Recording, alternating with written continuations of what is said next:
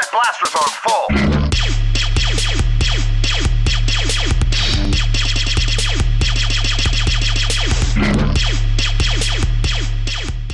What's up guys, Grab here with another review, and today we're going to check out the SH Figuarts Star Wars First Order Stormtrooper figure. And this is part of their Star Wars Force Awakens line, and they've changed the packaging up a little bit for this line. They are now using red and orange instead of the white and silver that they had used in their previous Star Wars lines. You can see here it has that red border around the big window up front. You still have the gold lettering on top of the window, the Star Wars Figuarts. You also have the name of the figure underneath that in orange. And on the top right corner, you've got the Star Wars Force Awakens logo. You've also got the Bandai and Tamashii Nation logos in the bottom right. And on this side, you have the close-up of the figure with the Star Wars logo up top, Figuarts underneath that. And on the back, you've got a close-up of the blaster rifle, as well as 3 different poses on the figure. And on this side, you have the typical Star Wars graphics. And again, for the Force Awakens, you have the red color there. And on the bottom here, you've got some Japanese writing. And on the top, you've got the Star Wars logo and the name of the figure. Alright, now we'll check out the accessories that come with this figure.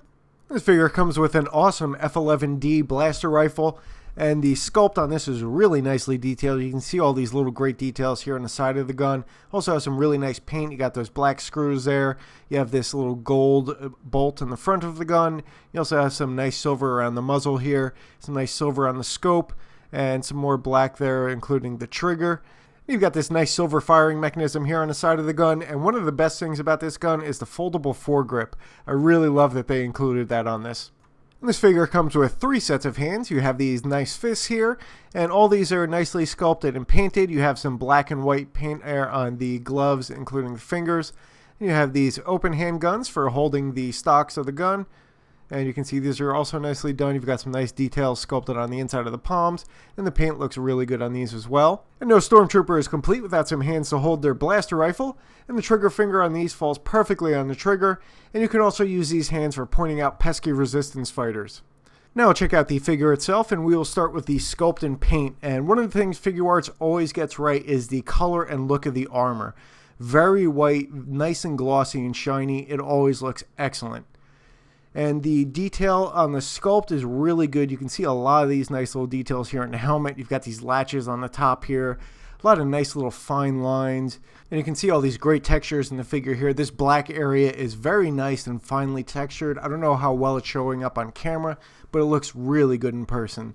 The neck also looks really good. You can see it's got that nice texture of the black undergarments. Also has some really nice contours there. Very lifelike. And the back armor again looks good, excellent paint, and the arms on the black area also have that really nice texture, and you can see they're bunched up to follow the contours of the arm, which is really nice. The armor on the arms also looks really good. The bicep armor looks good.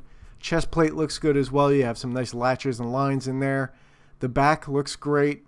The forearms look especially good. I love all the little details that are sculpted into these forearms.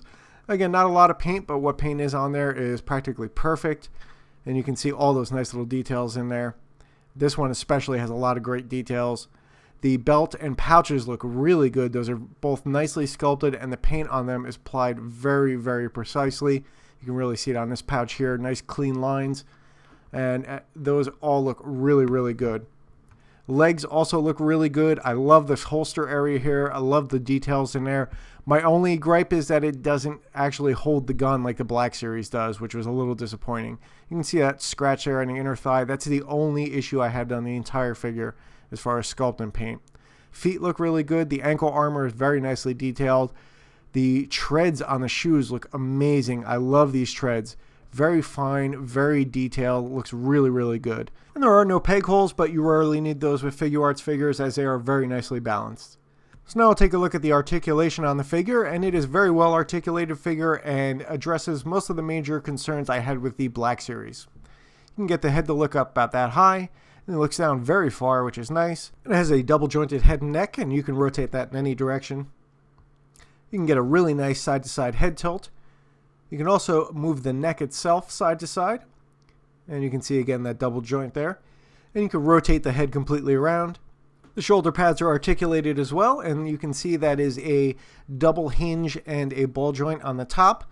So you do have some good movement on that. You can rotate that in pretty much any direction. You're just a little bit limited. If you go too far, it will pop off, but you can rotate it completely around as well. It does have typical Figuarts shoulder joints, so you have good range of motion. You can rotate the shoulder itself around in the socket, and you can really get the arms up pretty high. You just have to move the shoulder pads out of the way. You can see you can get those up well above horizontal. You can rotate the arm completely around the socket. You also have an upper bicep cut, and you can get a decent amount of rotation on that. And this figure has really nice double jointed elbows, which was one of the biggest issues with the Black Series, and I like how it is addressed here with the Figuarts, although that's fairly typical for them. You can see you can get a really good bend on that. You're well over 90 degrees. You are a bit limited by the armor, but for an armored soldier, that's pretty good, especially when you're trying to pose it with the blaster rifle. You can also rotate at the forearm, and the wrists are the typical swivel and hinge type wrists that Figuarts has. You can rotate those completely around, and depending on the position of the hand, you can hinge those in any direction. And you get a decent amount of hinge action with those. You are limited by the armor. This figure has a really nice double jointed diaphragm. You can get them nice and far back there. You can also get them really far forward. And you can see with that diaphragm joint, you can lift it and raise it towards the torso, which gives you some extra movement, which is nice. And you can also get about 45 degrees in either direction, side to side. You can see with that double joint, if you're a little far out, you can get that nasty gap there. So you just have to be careful when you're posing. You also have a good amount of rotation on the diaphragm joint. And again, if you're too far off, you can get that gap, but you do get a little bit extra range of motion. The waist is also articulated. That allows you to get some additional bend back as well as forward. You add that with the diaphragm, you can get a really nice bend back and forward. You can also get a little bit side to side, although you can see it's not quite as much as the diaphragm. You also have some rotation on the waist, although it's not quite as much as the diaphragm. One of the really nice things about this is the pouches on the belt are articulated. Well, they're hinged at least, so you can flip those up and down. And that really helps when you're posing, so it doesn't get caught on the leg armor and gives you some additional range of motion. And you can always play around with those as well when you're posing. This figure does have some pretty good hip joints. I do wish they were kind of double jointed so you can pull them out, but it's not that big a deal. And ooh, you can see what happens if you forget to pop the pouches up. They do get caught on the top of the leg armor there, and they will pop off, but they go right back on very easily. And just remember that when you're extending the legs. You can see you can get almost a full split on the hips, which is nice. You can also kick just under 90 degrees, which is a pretty good kick forward. And again, the pouches allow you to get a little additional room. You're definitely more limited in the kickback. As you can see, the leg armor hits the back of the butt there. If you go out to the side, you can get a little bit more range of motion, but you're still not getting that much. There's an upper thigh swivel, and you can get some decent rotation out of that. And while this figure does have double jointed knees, again, you are limited with the armor. As you can see, it hits right there, and you're only going to get maybe 100, 105 degrees or so bend on that, and that's about your limit. Does have some articulation on the ankles. They are a little bit less articulated than I would like. As you can see, you're only going up about that high, and you're only going to be able to get it down about that far, which is really not that much at all. And you do have some rotation on the ankles, but again, you're limited by the armor. You can still get plenty of rotation to do any type of realistic posing that you would want to do with this figure, which is still pretty good. And you do have a really good ankle pivot. As you can see, you're probably getting somewhere in the neighborhood of 30 degrees or so on either side. And the toes are articulated. You can get those up 90 degrees, which is quite nice. So now check out the size and scale of the figure. And this figure stands at just under 6 inches tall.